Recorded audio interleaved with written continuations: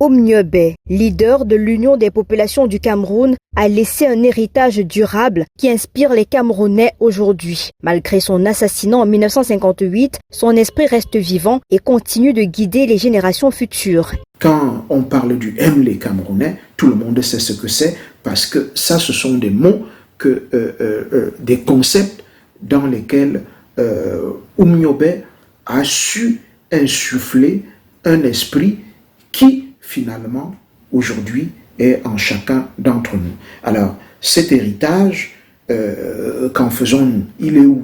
Il est dans ce que Achille Mbembe rassemble comme texte de Omniobé et le met à la disposition des Camerounais. Il est aussi dans ce que d'autres essayent de cacher pour que les Camerounais ne s'en approprient pas. Les idées et les valeurs qu'il a défendues, notamment la justice sociale, l'égalité des chances et la lutte pour l'indépendance, sont considérées comme des principes fondamentaux pour un avenir meilleur. Les réalisations qu'il a accomplies, la création de l'UPC et la mobilisation des masses pour la lutte pour l'indépendance sont toujours célébrées. Omniobé a mis en place ce qu'on a appelé le cas Koundé, c'est-à-dire la guerre d'indépendance dans notre pays.